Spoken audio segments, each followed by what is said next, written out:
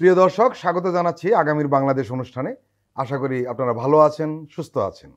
আজকে আমাদের সঙ্গে অতিথি হিসেবে রয়েছেন professor doctor Saeed Ferdous, pro VC, Bangladesh উন্মুক্ত বিশ্ববিদ্যালয়। আপনাকে স্বাগত। সাইদ ফেরদৌস, আপনি এখন দায়িত্ব পালন করছেন প্রভিসি, বাংলাদেশ উন্মুক্ত বিশ্ববিদ্যালয়ের। কিন্তু আপনি মূলত জাহাঙ্গীরনগর বিশ্ববিদ্যালয়ের প্রফেসর, নৃবিজ্ঞানের ছাত্র ছিলেন, সেখানে পড়াশোনা করেছেন, আবার সেখানেই আপনি শিক্ষকতা দায়িত্ব নিয়েছেন এবং আপনি জাকসু নির্বাচনও দেখেছেন কয়েকটি। জাহাঙ্গীরনগর বিশ্ববিদ্যালয়ের এই যে কেন্দ্রীয় ছাত্র সংসদ জাকসু নির্বাচন হলো এবং আপনি দেখেছেন সেখানে ছাত্রদল শেষ মুহূর্তে এসে বর্জন করেছে এবং বাম সংগঠনগুলো তারা 7:30টার দিকে বর্জন করেছে, যদিও ভোট গ্রহণ শেষ হয়েছে 5টার দিকে। আপনার কাছে আমার প্রশ্ন যে ছাত্রদল কেন বর্জন করলো? এটা কি পরাজয় নিশ্চিত জেনে করা হয়েছে, নাকি কৌশলগত পদক্ষেপ, নাকি সাংগঠনিক ব্যর্থতা ঢাকার চেষ্টা, নাকি তারা সত্যি মনে করে যে নির্বাচন স্বচ্ছ হচ্ছে না? কি বলবেন? আমি অনুভব করতে পারি যারা আজকের শিক্ষার্থী তাদের যে এক্সাইটমেন্ট, আমরা যারা একসময় জাকসু দেখেছিলাম, এটা কিন্তু ইকুয়ালি আমাদের জন্য খুবই এক্সাইটিং ব্যাপার ছিল যে 3 দশকের পরে এবং বিশেষ করে বাংলাদেশে একটা পট পরিবর্তিত অবস্থায় এবং এখানে নানা রকমের জল্পনা কল্পনা ছিল। বিশেষ করে 2 দিন আগে ঢাকা বিশ্ববিদ্যালয়ের ডাকসু হয়ে যাওয়ার পরে এক ধরনের জল্পনা কল্পনা ছিল এবং এক ধরনের প্রেডিকশন ছিল। মনে হচ্ছিল যে জাহাঙ্গীরনগর ও ডাকসুর মতোই দিকেই যাবে কিনা, হ্যাঁ, সেরকম একটা সম্ভাবনা দেখা দিচ্ছিল। কিন্তু জাকসু এবং ডাকসুর দুটো নির্বাচনের মধ্যে একটা এই 2 দিনের ব্যবধানে যে দুটো নির্বাচন হলো, দুটোর মধ্যে একটা বড়সড় তফাৎ হয়ে গেল। ডাকসুতে কিন্তু মোটের ওপর একটা ফেস্টিভ মুড সারাদিন ছিল এবং ডাকসুতে কিন্তু আপনার সাংঘাতিক রকমভাবে প্রার্থীরা প্রচারণা করেছে, বিতর্ক করেছে, হ্যাঁ, এবং তারা অভিনব প্রচারণা, তাদের প্যামফ্লেটের চেহারা, লিফলেটের চেহারা ইন্টারেস্টিং, ভাষা ইন্টারেস্টিং, তাদের ভিজুয়াল মিডিয়াকে ব্যবহার করা ইন্টারেস্টিং, সেগুলো খুব ইন্টারেস্টিং ছিল। তারপরে মূলধারার মিডিয়াগুলিতে বিশাল কভারেজ। জাকসু সেই তুলনায় কভারেজে অবশ্যই ডাকসুর পাশে জাকসু সেই পরিমাণ কভারেজ কখনোই পাওয়ার কথা না, কাছাকাছি হওয়ার কারণও একটা পায়নি। আমার এক সহকর্মীর একটা লেখা দেখছিলাম একটা অনলাইন পোর্টালে, তিনি লিখেছিলেন, তাকে জিজ্ঞেস করা হয়েছিল যে সাক্ষাৎকার, লেখা না সাক্ষাৎকার, তাকে অধ্যাপক রায়হান রাইন, তাকে জিজ্ঞেস করা হয়েছিল যে এটাকে উৎসবমুখর পরিবেশটা আছে কিনা। তো উনি বলছিলেন যে এত নিয়মকানুন, আচরণবিধির অনুশাসন এত কড়া যে ক্যাম্পাসে প্রার্থীরা কোনো সাংস্কৃতিক অনুষ্ঠান করছে না, কোনো রকমের আপনার বিতর্ক হচ্ছে না, কোনো কিছু হচ্ছে না, এবং একটু যেন খুব স্টিফনেস, এক ধরনের বেশি একটু টেন্সড অবস্থাটা, ফলে ওই উৎসবমুখর ব্যাপারটা প্রথম থেকে ছিল না। এটা ছিল প্রথম। দ্বিতীয় যে জিনিসটা, তা আমি দেখেন এই জিনিসটা কিন্তু জাকসু নিয়ে অনেক আলোচনা হবে, কিন্তু এই আলোচনাটা একটু আড়ালে পড়ে গেল যে এতদিন পরে অনুষ্ঠান এই জাকসু হচ্ছে। আপনার মনে আছে আপনি যখন ডাকসু দেখেছেন, আমরা যখন জাকসু দেখেছি, তখন ক্যাম্পাসে প্রতিদিন সন্ধ্যায় প্যানেল পরিচিতি অনুষ্ঠান একটা বিশাল ব্যাপার ছিল এবং এই জোয়ারের মধ্যে সবাই এক দলের প্যানেল পরিচিতির দিন আরেক দলের সবাই তো এসে পার্টিসিপেট করছে। এই জিনিসটা না থাকাটা, এটা একটা আমার কাছে বেশ একটা শূন্যতা এবং এক ধরনের ক্যাম্পাসের পরিবেশটাকে সহজ না করতে দেওয়া, এটা একটা জিনিস। আর একটা জিনিস ছিল হচ্ছে, এটা জাহাঙ্গীরনগরের জন্য রিমার্কেবল, আমি আলাদা করে এটা বলতে চাই, এটা কেউ এখন পর্যন্ত বলে নাই। সেটা হচ্ছে যখন প্যানেল জমা দেয়া হলো, প্রার্থিতা যখন জমা দেয়া হলো, আমি ধাক্কা খেলাম যেটা দেখে। সেটা হচ্ছে জাহাঙ্গীরনগরে আমরা সবসময় বলি যে জাহাঙ্গীরনগর ভীষণ প্রতিবাদী, লড়াকু, এবং এটা যখনই বলি তখনই আমরা বলি জাহাঙ্গীরনগরের ছাত্রীরা তাদের একটা উজ্জ্বল ভূমিকা। এবারে অনেকগুলো ছাত্রী হলে, ছেলেদের হলে কিছু কিছু, কিন্তু ছাত্রী হলে বিশেষ করে পূর্ণাঙ্গ প্যানেল আসে নাই, পূর্ণাঙ্গ প্যানেলই জমা পড়ে নাই, ছাত্রী হলে প্রার্থী জমা পড়ে নাই, হ্যাঁ, এবং প্রার্থী জমা পড়ে নাই এমনকি যারা মাঠে আছে, বড় বড় সংগঠন, ধরেন ছাত্রদল, ছাত্র শিবির, তাদেরও পূর্ণাঙ্গ প্যানেল মেয়েদের হলে জমা পড়ে নাই। তো ধরেন এইগুলো আমার জন্য অ্যালার্মিং ছিল, কারণ আমি কিন্তু নির্বাচনের আগেই আমার প্রথম রেড ফ্ল্যাগ ছিল এটা, যে তার মানে ক্যাম্পাস কমিউনিটির মধ্যে নির্বাচন নিয়ে উৎসবমুখর ব্যাপারটা তো নাই, এক ধরনের শঙ্কা কি আছে, এক ধরনের ধরেন বিশেষ করে জুলাই অভ্যুত্থানের পরে এই কথাটা খুব জোরে সোরে এসেছিল যে জুলাই কন্যা বলে যাদেরকে মাথায় তোলা হয়েছিল, যারা জুলাইয়ের মেয়েরা, হ্যাঁ, ঢাকা ইউনিভার্সিটি হল ভেঙে যে মেয়েরা, হলের গেট ভেঙে যে মেয়েরা জুলাইয়ের প্রথম প্রহরে রাস্তায় নেমেছিল, সেই মেয়েরা কিন্তু যত দিন গড়াতে থাকলো গত এক বছরে তারা আস্তে আস্তে সামনের সারি থেকে পেছনের সারি থেকে অনেকে একেবারে মাঠ ছেড়ে চলে গেছে। আমার প্রথমে এটা মনে হয়েছে তাহলে কি এইটাই সত্যি হতে যাচ্ছে যে এক ধরনের যে মেয়েরা আর রাজনীতির মাঠে নিজেকে কমফোর্ট ফিল করছে না, এবং সেটা জাহাঙ্গীরনগরের মতো জায়গায় যেখানে কিনা এই জিনিসটা আমার কাছে খুব রিমার্কেবলি চোখে পড়েছে। তো এটা আর কি, এই দুটো জিনিস চোখে পড়েছে। এরপরে যেটা হলো, প্রথম আমরা দেখলাম কিছু ভিডিও ক্লিপ যে রাতের বেলা ব্যালট বাক্সগুলোকে হলে পাঠানো হবে, বিভিন্ন হলে হলে পাঠানো হচ্ছে, এবং কেউ কেউ অভিযোগ করলো যে ছাত্রদল রাতের ভোট করতে চায় বলে, প্রশাসন ছাত্রদলকে রাতের ভোটে জিতিয়ে দিতে চায় বলে এরকম করে ব্যালট বাক্স পাঠাচ্ছে। এর প্রতিবাদে আমি দেখলাম যে বিএনপিপন্থী দুজন শিক্ষক, রাতের বেলায় নারী শিক্ষক, এসে এটা নিয়ে ভীষণভাবে আপত্তি করেন যে আপনারা কেন ব্যালট বাক্সের মতো সেন্সিটিভ জিনিস কেন আপনারা এত আগে পাঠাচ্ছেন, এবং এটা তো একটা ছাত্রদলকে ফ্রেমিংয়ের একটা সুযোগ করে দেওয়া হচ্ছে। আসলে আমরা এটা এরকম কিছু ঘটবে কিনা, কিন্তু এই অভিযোগটা তো দেওয়ার সুযোগ হলো, এটা তো দেওয়া ঠিক হচ্ছে। ওইখানে আমরা কিছু বাইরের লোক একই সময় আমরা দেখলাম যে প্রাক্তন ছাত্রদলের সাথে যুক্ত মানুষজন, এরপরেই আরেকটা ভিডিও ক্লিপে দেখলাম ছাত্র শিবিরের একজন প্রাক্তনকে নির্বাচন কমিশন অফিসে, মানে পরপর এগুলো নিউজ ফিডে আসতে থাকলো। তার মানে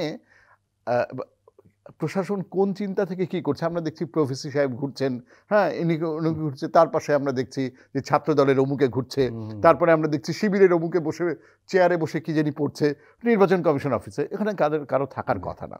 যে প্রশ্নগুলো আপনার, হ্যাঁ বলেন, ছাত্র দল কেন বর্জন করলো? এখন ধরেন আমি তো আর ছাত্র দলের মনের মধ্যে বাস করি না, বা আপনিও করেন না।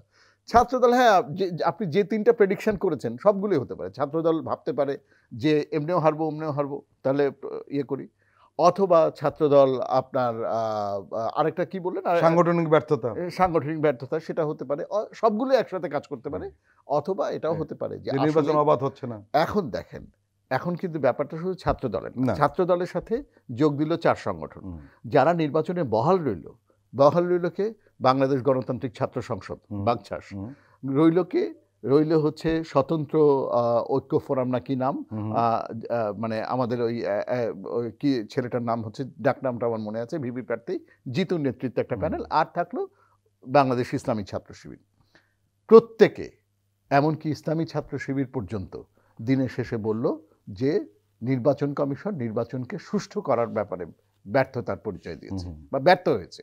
এটা নির্বাচনের গ্রহণযোগ্যতা নিয়ে, স্বচ্ছতা নিয়ে প্রত্যেকটা প্যানেল থেকে প্রশ্ন আসলো। ফলে এখন ধরেন ছাত্রদলের মনের মধ্যে হারার ভয় ছিল, সেখান থেকে তারা এটা করলো। বামরা জানতো তারা এমনি হারবে, তারা ছেড়ে দিল। এখানে যেটা করেছে যে প্রগতিশীল শিক্ষার্থীদের 4 প্যানেল, তারা কিন্তু বর্জন করেছে 7:30। না, 7:30 না, আমি তখন গাজীপুর থেকে চাকরি থেকে ফিরছি, সন্ধ্যা 6:45টার দিকে বিশ্ববিদ্যালয় পরিবহন চত্বরে আয়োজিত সংবাদ সম্মেলন করে 7:30 তারা ভোট বর্জনের জন্য 7:30 তখন তো ভোট হয়ে গেছে, তখন ভোট হয়ে গেছে, কিন্তু তারা কিন্তু সারাদিন অভিযোগগুলো কিন্তু তারা দুপুর থেকে কিন্তু অভিযোগগুলো চলছে। দুপুর থেকে ছাত্রদল অভিযোগ করেছে, বাগছাস অভিযোগ করেছে, আপনার এই বামপন্থী ছাত্র সংগঠনগুলো অভিযোগ করেছে দুপুর থেকে। কিন্তু বর্জনের ঘোষণাটা হয়তো দেরিতে, বর্জনের ঘোষণা ছাত্রদল দুপুরেই দিয়ে দিয়েছে, 3:30 দিয়েছে, এরা দিয়েছে আরো দেরিতে। তো এখন বর্জনের ঘোষণাটার উপরে জোর না দেন, বর্জনের ঘোষণা আমরা জোর না দিই, যে অভিযোগগুলো তারা ক্যাটাগরিক্যালি। এখানে কিন্তু আরেকটা বিষয় আসছে, আপনি নিশ্চয়ই জানেন, আমাদের দেশে পলিটিক্স একটা ব্যাপার রয়েছে, যখন হারার ঘটনা ঘটে তখনই বর্জনের প্রসঙ্গ আসে। সেটা একটা স্বাভাবিক একটা প্রক্রিয়া আমাদের দেশে দাঁড়িয়ে গেছে না, এটা এবং ওই রাজনৈতিক প্র্যাকটিস থেকে অনেকে বেরিয়ে আসতে পারছে বা ওই ধারাবাহিকতা হয়তো এখনো রয়ে গেছে, সেটা আমি অস্বীকার করি না। কিন্তু এ কথা সত্য যে নির্বাচন, আমি দূরের থেকে আছি, আমি আরেকটা বিশ্ববিদ্যালয়ের প্রশাসনিক দায়িত্বেও আছি, ফলে আরেকটা বিশ্ববিদ্যালয়ের প্রশাসনের ত্রুটি বিচ্যুতি নিয়ে কথা বলা আমার জন্য অকওয়ার্ড। কিন্তু দূর থেকে আমার যেই সব জিনিস ধরেন চোখে পড়লো, বা যেসব সোশ্যাল মিডিয়াতে যেসব দেখছি বা কানে আসছে, বা যেসব জিনিস হলো, সেগুলো কিন্তু আসলে। আচ্ছা, ঠিক আছে, এখন সাধারণ ছাত্রদের মনোভাবটা কেমন? ছাত্রদলের জাকসু নির্বাচন বর্জনের পরও কিন্তু আমরা দেখলাম যে লম্বা লাইনে দাঁড়িয়ে ভোট দিচ্ছে ছাত্ররা। ওই সময় তারা বিভিন্ন মিডিয়ায় প্রতিক্রিয়া দিচ্ছিল, তারা বলছিল যে কে বর্জন করলো তাতে আমাদের কিছু আসে যায় না, আমরা আমাদের ভোটটা দিতে চাই, কারণ আমরা দীর্ঘদিন ধরে ভোট দিচ্ছি না। এখানে তো আসলে কথাগুলো একই রকম না। ধরেন আজকে সারাদিনে যেমন কোনো রিটার্নিং অফিসার বলেছে যে আমরা খুব সিনসিয়ারলি কাজ করেছি, আপনারা পোলিং এজেন্টদেরকে জিজ্ঞেস করেন। হ্যাঁ, আবার কেউ বলেছে সারাদিনে আমি মুখ ঘোরানোর সুযোগ পাইনি, মানে ওঠার সুযোগ পাইনি। সত্য, কিন্তু আবার কোনো জায়গাতে কোনো সেন্টারে তো ভোট বন্ধ ছিল। ফলে এক জায়গায় যেখানে মিডিয়া ধরেছে সেখানে হয়তো 2 ঘন্টা, হ্যাঁ, এমনকি সন্ধ্যা 7:30 পর্যন্ত ভোট গ্রহণ চলছে। যেমন উৎসব মুখর, দিনের শুরুতে যে ছিল না তা তো না, লম্বা লম্বা লাইন ছিল।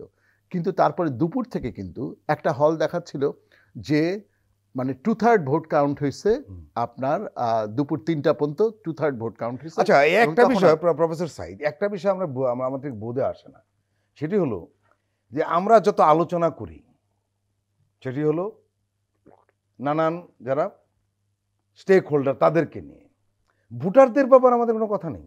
ভোটাররা আসলে কি চায় না ভোটারদেরকে কিন্তু রাজনীতির ব্যাপারটাই তো এরকম ফরিদ ভাই, সেটা হচ্ছে যে রাজনীতি সবসময় হয় জনগণের নাম দিয়ে। এখন সেই জনগণকে যে যেদিক থেকে পারে তার মতো করে জনগণকে এখন নাই, এখন জেনজিদের মনোভাব না আগামী আরো অনেক বছর এই জনগণকে বিক্রি করেই সবাই খাবে এই রাজনীতিতে। ঠিক আছে, যারাই ক্ষমতায় আসুক তারাও জনগণকে বিক্রি করেই খাবে। প্রিয় দর্শক, আমরা এখন একটি বিরতি নিচ্ছি, আপনারা আমাদের সঙ্গেই থাকুন।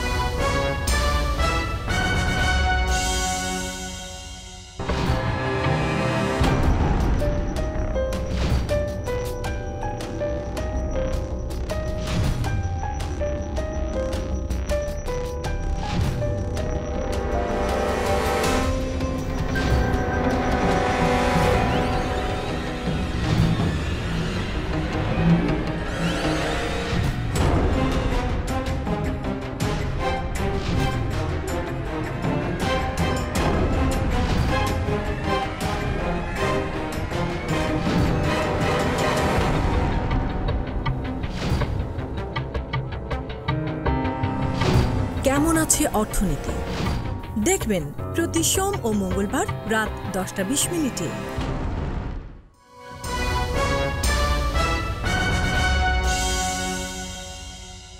প্রিয় দর্শক, আবারও স্বাগত আগামীর বাংলাদেশ অনুষ্ঠানে। আজকে আমাদের সঙ্গে অতিথি হিসেবে রয়েছেন professor doctor Saeed Ferdous, pro VC, Bangladesh উন্মুক্ত বিশ্ববিদ্যালয়।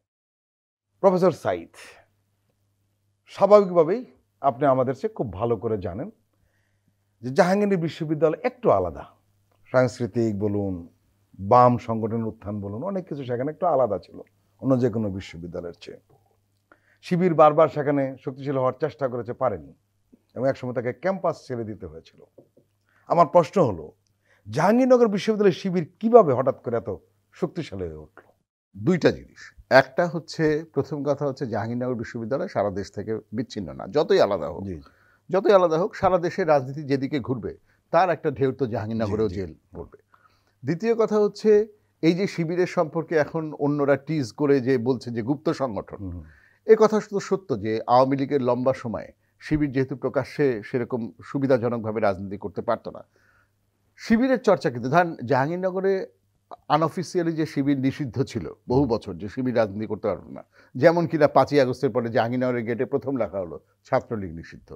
জাহাঙ্গীরনগরের চরিত্রটা এরকম, একটু এক্সট্রিম, হ্যাঁ, যে শিবিরকে নিষিদ্ধ করে দিল, ছাত্রলীগকে নিষিদ্ধ করে দিল, ব্যাপারটা এরকম। তো ধরেন শিবিরকে যখন নিষিদ্ধ করা হলো, আমরা কিন্তু জানতাম ক্যাম্পাসে কোন শিক্ষকটা শিবিরের রাজনীতির সাথে যুক্ত, কোন কর্মচারী শিবিরের রাজনীতির সাথে যুক্ত, এবং নানা সময়ে শিবির অ্যাটেম্প্ট নিছে ক্যাম্পাসে ঢোকার, এবং ফলে এটা কিন্তু শিবির, তার মানে শিবির মাঠে স্লোগান দিতে পারতো না, কিন্তু শিবির কিন্তু তার সাংগঠনিক চর্চাটা, সেই কৃতিত্ব বা সেই তাকে আপনার দিতে হবে যে তার সাংগঠনিক চর্চা সে ভেতরে ভেতরে একরকম করে চালাই গেছে। এটা বরাবরই ছিল। ফলে দেশে যখন সার্বিক পরিস্থিতি বদল হয়েছে, শেখ হাসিনার কারণে আজকে যে বাংলাদেশে দক্ষিণপন্থার উত্থান, সেই জমি তো তৈরি করছেন শেখ হাসিনা, তাই না? তিনি তো ওই জুজুর ভয় দেখাই তার ক্ষমতাকে সংহত করতে চেয়েছিলেন। প্রকারান্তরে তিনি এক হাতে হেফাজত, হ্যাঁ, এক হাতে শিবিরকে এই টাইট দেন, এই তিনি স্ট্র্যাটেজিক্যাল মিত্র হিসেবে সাথে রাখেন। তিনি বিএনপিকে মাঠ থেকে এলিমিনেট করে দিতে চাইছিলেন, রাজনৈতিক প্রতিপক্ষ হিসেবে বিএনপি থাকবে না। আর শিবির থাকলে তার শিবিরকে দেখিয়ে তার ক্ষমতায় থাকা পড়তে হবে, বা ইসলাম পন্থা থাকলে ইসলাম পন্থাকে শিবিরকে স্ট্র্যাটেজি হিসেবে কবে তার কাছে নেওয়ার চেষ্টা করছিল বলবেন? এইটা তো ধরেন এরশাদ বিরোধী আন্দোলনের সময় না, আমি গত 15 বছরে কবে করেছি? না, গত 15 বছরে গত 15 বছরে তার ওরকম করে লাগে নাই। আচ্ছা। গত 15 বছরে তার জন্য হেফাজত ছিল একটা অংশ, হ্যাঁ, হেফাজতের পুরো অংশ না, একটা অংশ। কিন্তু ছিল আর কি, ছিল তো। তার মানে না, আমরা জানি তো কওমি জননী তো, ফলে তিনি তো ইসলামকে তার সুবিধা মতো ব্যবহার করছেন। হ্যাঁ, তিনি তার এই ইসলামী মানুষের ধর্মীয় অনুভূতিকে তিনি তার সুবিধা মতো ব্যবহার করছেন। তো সেখানে হচ্ছে যে তাহলে যাদেরকে আপনি চাপা দিয়ে রাখছেন, যাদেরকে আপনি কথা বলতে দেন নাই, তো তারা তো এখন কথা আপনি ছিলেন বাধা, আপনাকে সরানো হয়েছে, এবার তো তারা কথা বলবে। তো এটাই সারা দেশে যা হয়েছে সেটাই একটা চেহারা। আরেকটা প্রশ্ন ইদানিং খুব উঠছে, বিশেষ করে ডাকসু নির্বাচনের পরে সব জায়গাতে আলোচনা হচ্ছে, সেটা দীর্ঘদিন ধরে একটা টেবু তৈরি করা হয়েছিল যে মেয়েরা শিবিরকে ভোট দেয় না, তাদেরকে মেয়েরা পছন্দ করে না। কারণ অনেকে এই ব্যাখ্যাও দিয়েছেন যে মেয়েদের চলাফেরা, পোশাক আশাকে নানান ধরনের পরিবর্তন শিবির ডেকে আনতে পারে। কিন্তু ডাকসু এবং জাকসু নির্বাচনে আমরা দেখলাম মেয়েরা শিবিরকে বেশি পছন্দ করছে। জাহাঙ্গীরনগরে কিন্তু 5ই আগস্টের দিনের ছবি মনে নাই? একই সাথে টি শার্ট পরা একটা মেয়ে আর একই সাথে হিজাব পরা একটা মেয়ে একসাথে হল থেকে বেরোচ্ছে, এটাই জাহাঙ্গীরনগর। এটাই জাহাঙ্গীরনগর। এখন আমি আশা করব যে সেটা শিবিরই আসুক আর যেই আসুক, জাহাঙ্গীরনগর এরকমই থাকবে, কম বেশি এরকমই থাকবে, এটাই আমরা আশা করব। তো না, এখন সেটা হচ্ছে যে ট্যাবু ছিল, কিন্তু শিবির নিশ্চয়ই কাজ করছে। এবং ধরেন এবার যে শিবিরের প্যানেল থেকে জুমা দাঁড়ালেন, ঠিক আছে, শিবিরের প্যানেল থেকে সর্বমিত্র চাকমা দাঁড়ালেন, এটা তো একটা, তো ধরেন এটা বাংলাদেশের জন্য নতুন। ফলে শিবির এখন যেই অডিয়েন্সকে, যেই একে টার্গেট করছে, যেই ভোটার গ্রুপকে টার্গেট করছে, শিবির যদি সেটার সাথে নিজেকে বদলায় বা স্ট্র্যাটেজিটা বদলায়, শিবির স্ট্র্যাটেজি বদলাইছে ডেফিনেটলি। এই শিবির আমাদের ছাত্র জীবনের দেখা শিবির এর থেকে অনেক আলাদা। হ্যাঁ, তারা স্ট্র্যাটেজি বদলাইছে। আরেকটা বিষয় প্রশ্ন উঠছে যে ছাত্রদল, বাকশাস বা বামপন্থী ছাত্র সংগঠনগুলো, এদের উপস্থিতি এবং পারফরমেন্সকে আপনি কিভাবে ব্যাখ্যা করবেন? তারা কি শিক্ষার্থীদের সত্যিকার স্বার্থের প্রতিনিধি, নাকি কেবল দলীয় প্রক্সি হিসাবে মাঠে নামে? তারা কি সত্যি শিক্ষার্থীদের প্রতিনিধিত্ব করতে পারছে? আজকে আপনার মনে হচ্ছে যে শিবিরকে মানুষ এমব্রেস করেছে তাদের সত্যিকারের প্রতিনিধি হিসেবে? এক সময় ছাত্রদলকে এমব্রেস করছিল, এক সময় ছাত্রলীগকে এমব্রেস করছিল, তারও আগে এক সময় বামপন্থীদেরকেও 60-এর দশকে এখানে মানুষ এমব্রেস করছিল। 60-এর দশকে কেন, স্বাধীনতার পরেও এমব্রেস করে। জাসদের ভালো পপুলারিটি ছিল, তাই না, আওয়ামী লীগের আমলে। তো এটা তো ঘটবেই। এখন শিবিরকে হয়তো এই মুহূর্তে একটা বিরাট অংশের মানুষ এমব্রেস করছে।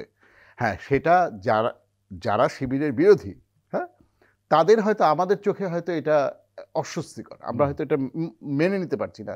কিন্তু এই রাজনীতির মধ্যে তো এটাই হয়, পালাবদলটা এভাবেই ঘটে, যে কালকে যে ছিল আজকে অন্য কেউ আসবে, এটা ঘটে। ফলে আজকে শিবিরকে মনে হচ্ছে যে আজকে শিবির খুব জনকল্যাণমুখী, শিক্ষার্থীমুখী, শিক্ষার্থী বান্ধব সংগঠন। শিবির তো এখনো ক্ষমতায় আসেনি। আপনি দেখেন ক্ষমতায় আসার পরে কার কি চরিত্র থাকে। ছাত্র দলের বেলায় তো সবাই ওই কথাটাই বলছে যে আরেকটা ছাত্রলীগের ভার্সন কিনা, এই তো বলছে। বা বামদের ক্ষেত্রে বলছে ও বামরা ওই মুখস্থ কথা বলে, বা ওই তো ইরেলেভেন্ট, হ্যাঁ, কোনো ওই ভোট পাবে কয়টা। হ্যাঁ, যদিও মেঘ মোল্লার মোটামুটি মাশাআল্লাহ ভালোই ভোট পাইছিল জগন্নাথ হলের সৌজন্যে, মাত্র সে 1100, জগন্নাথ হলে সে পাইছিল 1100, জগন্নাথ হলে আবিদ পাইছে 1200, মেঘ মোল্লারের চাইতে আবিদ জগন্নাথ হলে 100 বেশি পেয়েছে। হ্যাঁ, 100 বেশি পেয়েছে। আপনি নিশ্চয়ই জানেন জগন্নাথ হলে কিন্তু যে হল সংসদে কিন্তু ছাত্রদল বিপি হয়েছে। হ্যাঁ হ্যাঁ, একমাত্র না। এবং বেশ ডাকসু খুব ডাইভার্সিফাইড হয়েছে। হলে তো নানা ধরনের নেতৃত্ব আসছে, নানা ধরনের প্যানেল আসছে। হ্যাঁ, এমনকি প্রতিরোধ পরিষদ থেকে একটা সদস্যও বেরোচ্ছে, এটাও তো খুব ইন্টারেস্টিং। শিবিরের প্যানেল বেরোচ্ছে, কিন্তু মাঝখান থেকে প্রতিরোধ পরিষদ থেকে একটা সদস্য, 2টা স্বতন্ত্র। হ্যাঁ, তো এগুলো খুব ইন্টারেস্টিং। তো ফলে এটা শিক্ষার্থী কল্যাণ, আপনি যদি এই সরল সিদ্ধান্তে আসতে চান যে আজকে বামকে ছুঁড়ে ফেলে দিচ্ছে, বিএনপিকে ছুঁড়ে ফেলে দিচ্ছে, বা বাকছাসকে ছুঁড়ে ফেলে দিচ্ছে, কেননা মনে হচ্ছে যে এরা নিজেদের আখের গোছাতে যত ব্যস্ত তত জনকল্যাণমুখী না। এটা যে এর মধ্যে যে এলিমেন্ট অফ ট্রুথ নাই তা না, কিন্তু এটাকেই একমাত্র সত্য ধরবেন না। এই মুহূর্তে শিবির এই আন্দোলনের মধ্যে দিয়ে শিবির ভ্যালিড রাজনৈতিক ফোর্স হিসেবে মাঠে হাজির হয়েছে। সেটাই ছিল ব্যাপার, এবং সেইটাকে কেউ অস্বীকার করতে পারে নাই। হ্যাঁ, আমরা তো স্বীকার করি যে আমরা যারা শিবিরের রাজনীতি করি না, আমরাও তো স্বীকার করি যে না, শিবির এই আন্দোলনে শিবির একটা গুরুত্বপূর্ণ ভূমিকা পালন করছে। তো এখন সেটা হচ্ছে গুরুত্ব, ফলে হয়তো সে কারণেই তার উপরে ট্যাবু ছিল, তার প্রতি ওই সিম্প্যাথিটাও আছে মানুষের, যে তাকে এতদিন কথা বলতে দেওয়া হয়নি, লেটস সি, লেটস ট্রাই। আরেকটা জিনিস আমরা লক্ষ্য করেছি, সেটি হলো যে আমি ডাকসু নির্বাচনের আগে 5 দিন ক্যাম্পাসে গিয়েছিলাম। আমার মতো গণমাধ্যম কর্মী হিসেবে আমি আসলে দেখেছি, কথা শুনেছি, দেখেছি, কথা শুনেছি, দেখেছি, 2-1 কাছে আমি ইন্টারাকশন করেছি। আমাদের সময়ে ভোটারদের যে মানসিকতা ছিল, যে চিন্তা ছিল, আমার মনে হয়েছে কি জানেন, 100% কোনো মিল নেই, এরা একদম আলাদা, একদম আলাদা। দলীয় চিন্তা, অমুক তমুক, এগুলোর মধ্যে এরা নেই। জেনজি জেনারেশন, এটা একটা জিনিস।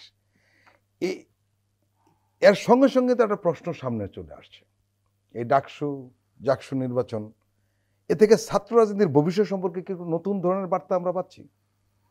হয়তো ছাত্র রাজনীতির রেলেভেন্স বদলায় যাবে, ছাত্র রাজনীতির গুরুত্ব বদলায় যাবে। হ্যাঁ, এবং যদি ছাত্র রাজনীতির গুরুত্ব বদলায়, হয়তো জাতীয় রাজনীতির গুরুত্ব বদলাতে শুরু করবে, তাই না? জাতীয় রাজনীতির চেহারাও বা চরিত্রও হয়তো বদলাতে শুরু করবে, সেটা একটা ডিফারেন্ট সময়। সাথে সাথে এই প্রশ্ন তো আসে যে এই যে ডাকসুতে শিবিরের বিজয়, জাকসুতে তাদের শক্তি, এগুলো কি দেশের সামগ্রিক রাজনীতির নতুন কোনো প্রবণতার ইঙ্গিত দিচ্ছে? হ্যাঁ, অনেকে ধরেন এটার যেমন কেউ কেউ ইয়ে করছেন যে যদি সবগুলো ক্যাম্পাসে, হ্যাঁ, সব জাকসু তো বড় ইয়ে ছিল, কারণ হচ্ছে যে অনেকে ধরে নিচ্ছে যে রাকসু এবং চাকসুতে হিস্টোরিক্যালি রাকসু এবং চাকসুতে শিবির আগে থেকেই শক্তিশালী ছিল। হ্যাঁ, রাকসুতে এবং চাকসুতে শিবির হিস্টোরিক্যালি শক্তিশালী ছিল। জাহাঙ্গীরনগরে তারা কখনো আসতে পারেনি, কিন্তু এবার যে জাহাঙ্গীরনগরে তারা আসবে, ঢাকাতে যে তারা আসবে বা আসার চেষ্টা করছে, সেটা তো আমরা দেখছিলাম, পাওয়া যাচ্ছিল। এমনকি কতগুলো, এগুলো ধরেন এই কথাগুলো এখানে বসে বলা আমার জন্য বলাটা একটু অস্বস্তিকর, কিন্তু এই কথা তো সত্য যে শিবির মানে ধরেন স্বরাষ্ট্রমন্ত্রী, সাবেক স্বরাষ্ট্রমন্ত্রী আলতাফ হোসেন না বলল যে বিএনপি দখল করছে টেম্পো স্ট্যান্ড আর শিবির দখল করছে বিশ্ববিদ্যালয় সচিবালয়। কথা তো সত্য। তো ফলে সেটাও খুব গুরুত্বপূর্ণ যে ধরেন বিশ্ববিদ্যালয় প্রশাসনের ক্ষেত্রে গুরুত্বপূর্ণ জায়গাতে, হ্যাঁ, কারা কারা যে বসছেন তাদের, সেটাও তো একটা প্রভাব আছে এই নির্বাচনগুলোর উপরে, রাজনীতির উপরে, সেখানে একটা প্রভাব আছে। সাইদ ফেরদৌস, জাতীয় নির্বাচনের মাত্র 5 মাস আগে ঢাকা বিশ্ববিদ্যালয় কেন্দ্রীয় ছাত্র সংসদ ডাকসু নির্বাচনে জাতীয় ছাত্র দলের ভরাডুবি, জাকসু নির্বাচনে তাদের সরে যাওয়া, বিএনপির জন্য কি এটি কঠিন বার্তা বলে মনে করছেন রাজনৈতিক বিশ্লেষকরা? আপনার কি মনে হয়? নিশ্চয়ই, এটা যেমন 2-2-4 মিলানোর কিছু নাই যে ছাত্র রাজনীতি এটা হচ্ছে তাই এটা রেপ্লিকেটেড হবে জাতীয় রাজনীতি, এটা যেমন নাই, কিন্তু এটা তো একটা কঠিন বার্তাই। হ্যাঁ, বিএনপি তো এর আগ পর্যন্ত, এই নির্বাচনগুলো হওয়ার আগ পর্যন্ত বিএনপি তো, আচ্ছা এখানে যেমন ধরেন গতকালকে একজন ঢাকা বিশ্ববিদ্যালয়ের একজন প্রভাবশালী শিক্ষক নেতা, বিএনপিপন্থী শিক্ষক নেতা বলছিলেন যে দেখেন, ছাত্রদল না হারার তো কোনো কারণ নাই, কারণ ছাত্রদল তো এতদিন এখানে ক্যাম্পাসে রাজনীতি করতে পারে নাই।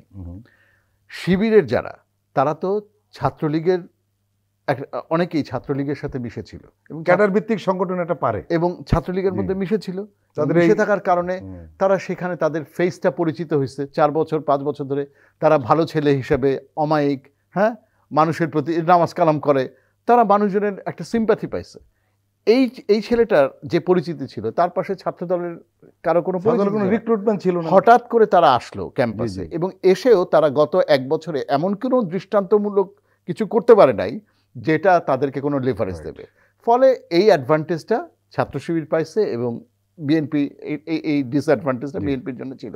এখন হ্যাঁ, যেমন মাহমুদুর রহমান মান্না ভাই বলছেন যে আমি 2বার ডাকসু ভিপি ছিলাম, কিন্তু আমি জাতীয় রাজনীতি কিছুই করতে পারি নাই। আর মান্না ভাইয়ের কথা বেদ বাক্য ধরার কিছু নাই, তিনি পারেন নাই বলে যে এবারে এরকম কিছু হবে না তা না। এখানে একটা উদাহরণ দিতে, মান্না ভাইয়ের উল্টো একটা উদাহরণ কিন্তু রয়েছে, সেটা হলো 90-তে ডাকসুতে ছাত্রদল ছিল এবং বিএনপির জেতার পেছনে ছাত্রদলের ভূমিকাকে প্রধান অন্যতম একটি কারণ হিসেবে ধরা হয়। হ্যাঁ, অবশ্যই বিএনপির উত্থানের ক্ষেত্রে ছাত্রদল ক্যাম্পাসে ছাত্রদলের অবিসংবাদিত উপস্থিতি বিএনপিকে বিরাট একটা ইয়ে দিয়েছিল। কিন্তু সাথে ছিল বিএনপির ক্ষেত্রে ওই যে আমাদের দেশে যে কাল্টের ব্যাপারটা থাকে, হ্যাঁ, যে ডাইনাস্টিক ব্যাপার, যে হ্যাঁ জিয়াউর রহমানের ব্লাড, জিয়াউর রহমানের তারপর ফ্যামিলি, খালেদা জিয়ার আপোষণ, খালেদা জিয়ার, তো এগুলো ছিল। জি। হ্যাঁ, শিবিরের ক্ষেত্রে যদি শিবির সেটা দেখাতে পারে, হতে পারে যে এটা ঘটতে পারে, কিন্তু এটা একেবারে কোনো সরল সিদ্ধান্তে যাওয়ার না। কোনো সুযোগ নাই। প্রিয় দর্শক, আমরা আবার একটি বিরতি নিচ্ছি, আপনারা আমাদের সঙ্গেই থাকুন।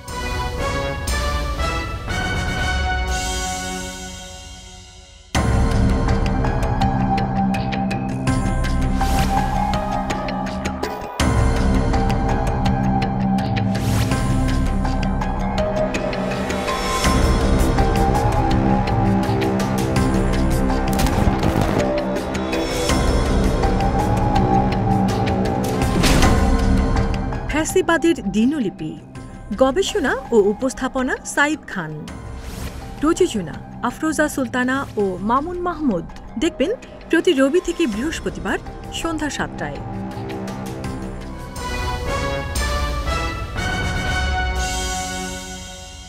প্রিয় দর্শক, আবারও স্বাগত আগামীর বাংলাদেশ অনুষ্ঠানে। আজকে আমাদের সঙ্গে অতিথি হিসেবে রয়েছেন professor doctor Saeed Ferdous, pro VC, Bangladesh উন্মুক্ত বিশ্ববিদ্যালয়।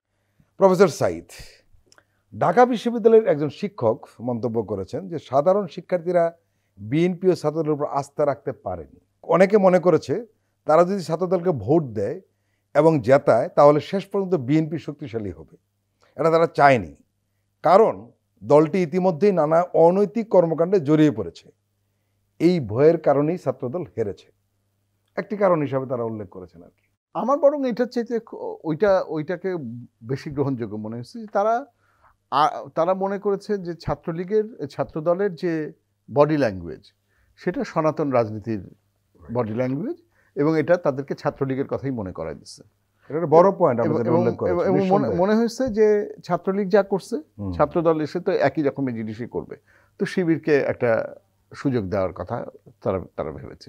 আমার কাছে এটা মনে হচ্ছে। আরেকটা প্রশ্ন, অনেকে বলছে যে ডাকসু নির্বাচনের প্রভাব শুধু বিশ্ববিদ্যালয়ে সীমাবদ্ধ থাকবে না, এখানে ডাকসু যুগ হচ্ছে, হয়তো রাকসু যুগ হবে, চাকসু যুগ হবে, এটি সারা দেশের রাজনৈতিক অঙ্গনে ছড়িয়ে পড়বে। জামাতও তাদের ছাত্র সংগঠন দেখিয়েছে যে এখন বিএনপি তাদের প্রধান প্রতিদ্বন্দ্বী। রাজনৈতিক বিশ্লেষকরা একমত হয়েছেন যে এই নির্বাচনের পর জামাত নতুন গতি পেয়েছে এবং বিএনপি এই বাস্তবতাকে আরো মনোযোগ দিতে হবে। কি বলবেন? অবশ্যই মনোযোগ দিতে হবে। আমার কাছে যেটা খুব মনে হয়েছে যে দীর্ঘদিন ডাকসুর ব্যাপার না, দীর্ঘদিন মাঠে রাজনীতি ছিল না, বাংলাদেশের মানুষ রাজনীতি ভুলে গেছে, এটা কিন্তু সত্য। ভোট দেওয়া ভুলে গেছে এবং এইটা কিন্তু আপনি ডাকসু নির্বাচনের প্যানেল সাবমিশন দেখে আমি অবাক হয়ে গেছি। কারণ যে যার মতো প্যানেল দিচ্ছে, যে যার মতো প্রার্থী দাঁড়ায় যাচ্ছে। যদি নির্বাচন করতে হয় তাহলে জয় পরাজয় নয়, অংশগ্রহণ বড় কথা। তো এটা তো নির্বাচনের স্পিরিট না, নির্বাচন করতে হবে জেতার জন্য। তাহলে যখন ছাত্রলীগ যখন বুঝছিল যে ছাত্র দলের সাথে তারা জিতবে না আমাদের সময়, তখন তারা কি করছে, তারা ছোট ছোট দলগুলোকে সাথে নিয়ে ছাত্র সংগ্রাম পরিষদ করছে এবং পাশ করে। হ্যাঁ, যখন নতুন বাংলা ছাত্র সমাজের বিরুদ্ধে দাঁড়ানোর জন্য সবাইকে জড়ো করতে, তখন সর্বদলীয় ছাত্র ঐক্য করতে হয়েছে। আমি অবাক হয়ে ভাবলাম, ডাকসু ইলেকশনের 2 দিন আগে আমার মনে হলো যে এইভাবে যে প্যানেল দিল, এতে তো ভরাডুবি নিশ্চিত। বোঝাই যাচ্ছে যে শিবিরই আসতে যাচ্ছে। হ্যাঁ, শিবির আসবেই, এটা 100% আমি মনে করি, কিন্তু শিবিরের সম্ভাবনা আছে আসার। তাহলে শিবিরকে যদি ঠেকানোর কথা ছাত্রদল ভাবে, ছাত্রদলের উচিত অন্যদের সাথে নেগোসিয়েট করা। এবং ছাত্রদলের চাইতে করুণ পরিণতি হয়েছে বাকছাসে। একেবারে বাকছাস, যেখানে 40,000 ভোট, সেখানে বাকছাস পাইছে, বাকের পাইছে 800, কাদের পাইছে 600। তো বাকছাসের ভাবা উচিত, বা এনসিপির ভাবা উচিত ছিল, বিএনপির ভাবা উচিত ছিল, বামদের ভাবা উচিত ছিল। তারা যদি মনে করে যে শিবিরই সবচাইতে বড় শক্তি এবং তাকে ঠেকাতে হবে, তাদের তো জোট করে ফেলার কথা ছিল। এটা একটা মজার ঘটনা বলি আপনাকে, সেগুলো শিবিরের, কিন্তু আমরা যতটুকু জানি শিবির এবং বাকশাসে একটা ঐক্য হওয়ার কথা ছিল, কিন্তু আমরা এটাও জানি যে বাকশাসে সেটা সরে গেছে। হ্যাঁ, তো দেখেন খুব ইন্টারেস্টিং, বাকশাস সরে যে গেল, তাহলে সরে গেলে তো তাহলে অন্য কারোর সাথে ঐক্য করতে হবে, দরকার মানে ছিল। এই মাঠে যেভাবে সবাই ভলান্টারিলি দাঁড়ায় গেল লাফায়, শামীম হোসেন বলে একজন, লোকে বিশ্বাস করতে থাকলো যে শামীমও জিতবে। মানে উমামা আলাদা করে দাঁড়ালো। উমামা মেঘমল্লার গুরুত্বপূর্ণ ফিগার, কিন্তু এরকম বিচ্ছিন্ন করে দাঁড়ায় তো কেউ কিছু পাবে না। এবং যা হলো তাই, যা হওয়ার ছিল তাই হয়েছে। এবং ছাত্রদল, মেঘমল্লার, উমামা, কাদের বাকেরা যদি একসাথে একসাথে দাঁড়াতো তাহলে তো টোটাল ভোটটা সারপাস করে, একটা আলাদা হয়ে যেত। টোটাল ভোট 14,000 ছাড়াই যায়। তো এটা খুব ইন্টারেস্টিং যে তাহলে আমার যেটা মনে হলো, আমার শুধু এটা দেখে মনে হলো যে এই বাচ্চারা আসলে তো ভোটের রাজনীতি দেখে নাই, এবং বাংলাদেশের মানুষ শিবিরই তো দেখে নাই তারা কিভাবে একটা চমৎকার প্যানেল দিল অন্য অন্য অন্য লোকদের নিয়ে। না, কিন্তু তারা তো সবসময় নিয়মতান্ত্রিক রাজনীতি করছে, একটা ক্যাডার ভিত্তিক রাজনীতি তারা করছে। তারা তাদের দলীয় শৃঙ্খলা, তাদের নিয়ে আপনার অন্য অনেক আপত্তি থাকতে পারে, কিন্তু সকল তাদের ঘোরতর শত্রু স্বীকার করবে যে তাদের একটা দলীয় শৃঙ্খলার ব্যাপার আছে, তারা তো সেটা সিস্টেমেটিক্যালি মেনটেন করবে। জি, লাস্ট একটা প্রশ্ন করে আপনার সাথে আমরা বিদায় নিব। সেটি হলো সে আবার আপনার ইউনিভার্সিটি, যেটা আপনি শুরুতে বলছিলেন, আসলেই তাই যে জাকসু নির্বাচন উৎসবমুখর হয়নি। নির্বাচনে ভোট হয়তো কারচুপি হয় নাই, কিন্তু নির্বাচন ব্যবস্থাটা আসলে বিশ্ববিদ্যালয় কর্তৃপক্ষ সুষ্ঠুভাবে করতে পারেনি, এ ব্যাপারে কারো দ্বিমত নেই এবং থাকার কথাও নেই। আপনার কাছে আমার প্রশ্ন, জাহাঙ্গীরনগর বিশ্ববিদ্যালয় প্রশাসন এটা পারলো না কেন? একটা হচ্ছে কোনো প্রশাসনই হোমোজেনাস হয় না, সব প্রশাসনের মধ্যে নানান মতপথের মানুষ থাকে। এই প্রশাসনের বিশেষ করে এই অন্তর্বর্তীকালীন সরকারের সময় যেইভাবে প্রশাসনগুলোকে সাজানো হয়েছে, তাতে করে নানান মতপথের মানুষ আছে, কিন্তু মতপথ ভিন্ন হলেও প্রশাসনকে যখন তারা রিপ্রেজেন্ট করে তখন তাদের একটা কোহেরেন্স থাকতে হয়। Right right. সেই জিনিসটার ভয়াবহ রকমের অভাব ছিল। এবার জাকসু কোঅর্ডিনেট করে মাত্র 12,000 ভোট, ডাকসুর পাশে চিন্তা করেন, ডাকসুতে 40,000 ভোট, মাত্র 12,000 ভোট, মাত্র 12,000 ভোট, অথচ তারা পোলিং এজেন্ট দেবে এটা তারা আগের দিন রাত্রে 2টার সময় সংগঠনগুলো জানছে। যদিও প্রভাইস চ্যান্সেলর বলছেন যে রাত 11টায়, কিন্তু আসলে রাত 11টায় এই সিদ্ধান্ত হয়নি। রাত 12টার পরে তারা মিটিংয়ে বসে রাত 2টার সময় ছাত্র সংগঠনগুলো জানছে যে পোলিং এজেন্ট হবে।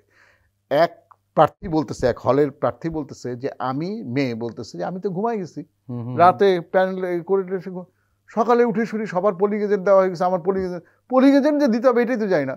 এর পোলিং এজেন্টদেরকে বলা হয়েছে যে পোলিং এজেন্টরা যে কেন্দ্রে যোগাযোগ করবে। পোলিং এজেন্টরা গেছে, তারা বলছে না প্রার্থী সই নিয়ে আসো, আবার আসছে, তারপরে আবার গেছে বলছে না তোমার ছবি তুলে নিয়ে আসো। এই করতে করতে পোলিং এজেন্টরা ঢুকতে পারছে 12টার পরে। তারা অভিযোগ করতেছে যে পোলিং এজেন্টদেরকে কাজ সহজ করে দেওয়া হয়নি। আগে থেকে যদি ঠিক থাকতো পোলিং এজেন্ট, তাহলে তাদেরকে একটা আইডি কার্ড ঝুলাই দেওয়া হতো, তা না দিয়ে পোলিং এজেন্টদেরকে তখন দেওয়া হয়েছে। এবং এই পোলিং এজেন্টদের চাপের মুখে পড়ে তারা রাজি হয়েছে, যেটা একটা নির্বাচনের মানে একটা অবিচ্ছেদ্য অংশ, যে একটা পোলিং এজেন্ট থাকতে দিতে হবে, নাহলে নির্বাচন সুষ্ঠু হচ্ছে কিনা এটা সার্টিফাই করবে তো পোলিং এজেন্টরাই। আপনি পোলিং এজেন্ট এবং পোলিং এজেন্টকে আপনি ডিসকারেজ করতেছেন, পোলিং এজেন্টকে আপনি ডিসকারেজ করতেছেন, এটা হচ্ছে একটা। দ্বিতীয় হচ্ছে ভোটার কার্ডে আপনার ছবি ছিল না, ফলে কোন ভোটার আসতেছে ছবি চেক করার কোনো উপায় নাই। এই যে অব্যবস্থা, এগুলো তো গ্রস অব্যবস্থাপনা, তাই না? তো এইটা আমার মনে হয়েছে যে বিশ্ববিদ্যালয় প্রশাসন একেবারেই হ্যান্ডেল করতে পারে নাই, একেবারেই তাদের এই সব ক্ষেত্রে তাদের চূড়ান্ত, এটা কি অমনোযোগিতা, এটা কি ইচ্ছাকৃতভাবে, এটা কি ভেতর থেকে কেউ স্যাবোটাজ করলো, মানে এটা কি ইচ্ছাকৃতভাবে বিতর্কিত করে ফেলা হলো জিনিসটাকে, কেন এরকম করে করা হলো? তো তারা এটা করতে পারে না, কিন্তু রাত্রে আবার মিটিং করতে পেরেছে। হ্যাঁ, রাত্রে তাদের এখানে এই দলের লোক আসছে, ওই দলের লোক আসছে, এটা কিভাবে রাতের বেলা মানে ওইটা পারে না, কিন্তু এটা পেরেছে। হ্যাঁ, এবং এইগুলো তো আসলে কোনোভাবে এই আপনার সমস্ত কিছু ব্যালট পেপার পৌঁছাইছে দেরি করে। কোনো হলের ব্যালট পেপারে সদস্যের নামে একটা সদস্যের নাম মাত্র আসছে। এখন সদস্যের ভোট দিতে হবে আপনার 3টা বা 4টা, তখন প্রার্থীদেরকে বলা হয়েছে হাতে ওই নাম লিখে দিতে। আপনি চিন্তা করেন এইগুলো। তাহলে দায় দায়িত্ব কে নিবে? এই যে যারা এটা করলো, অবশ্যই বিশ্ববিদ্যালয় প্রশাসনের নেওয়া উচিত। যে জিততো সেও কিন্তু তার বিজয়টা, যতই তারা বলুক যে এরা অন্যরা পরাজয়ের ভয়ে চলে গেছে, কিন্তু তারও তো মনের ব্যক্তিগত তার একটা স্যাটিসফ্যাকশন থাকতে হবে না। ক্লিন একটা ইলেকশন হবে, সেই ইলেকশন করবে এবং জিতবে। পুরো জিনিসটার মধ্যে একটা ঢাকা বিশ্ববিদ্যালয়ে যে ডাকসু নির্বাচনটা হলো, সেখানে 2-1টা অভিযোগ এসেছে, কিন্তু সবাই জানে এখানে ঠিকঠাক আছে। 2-1টা অভিযোগ এসছে, কিন্তু পর্যবেক্ষকরা, শিক্ষক নেটওয়ার্ক পর্যবেক্ষণ করছে, শিক্ষক নেটওয়ার্ক সংবাদ সম্মেলন করে বলছে যে তারা দেখছে। আমি ব্যক্তিগতভাবে যখন শুনছি যে আচ্ছা দাগ দেওয়া ব্যালট নাকি পাওয়া গেছে, আমাকে আমার শিক্ষক নেটওয়ার্কের সহযোদ্ধা সহকর্মীরা বলছে যে ভাই 1-2টাতে এরকম পাওয়া গেছে, একটাতে।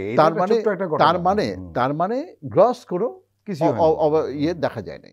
ডক্টর সাঈদ ফেরদৌস, আপনি আমাদের দীর্ঘ সময় দিলেন, আপনাকে আন্তরিক ধন্যবাদ। আপনাকেও ধন্যবাদ। প্রিয় দর্শক, আজকের অনুষ্ঠান আমরা এখানে শেষ করছি। আপনারা ভালো থাকবেন, সুস্থ থাকবেন। আল্লাহ হাফেজ।